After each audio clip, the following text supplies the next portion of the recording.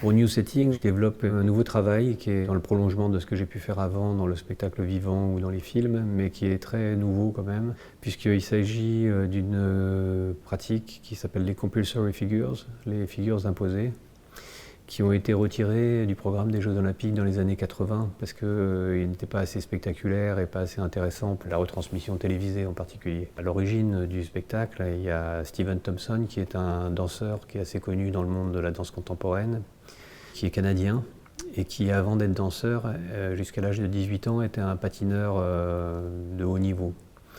Et il pratiquait cette technique qui a disparu du jour au lendemain.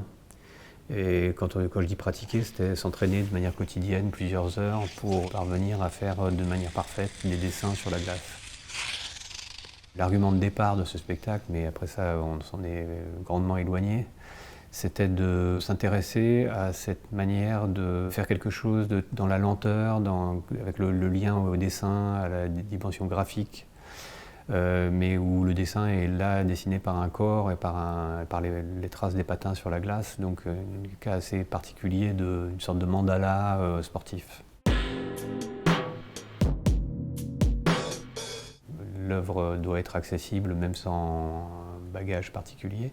Donc là c'est la même chose dans le cadre de ce spectacle. Moi j'aimerais bien qu'il ne soit pas complètement séparé, qu'il ne soit pas dans une situation in vitro, mais qu'il y ait une certaine porosité entre la vraie vie, entre guillemets, et ce qui est écrit et ce qui est rejoué chaque soir. Donc dans cette idée-là, la patinoire peut être aussi un élément d'animation, un élément de jeu.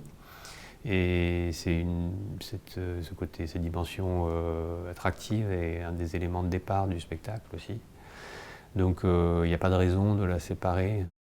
Et j'aime bien cette espèce de dimension, si c'est pas populaire, c'est pop au moins.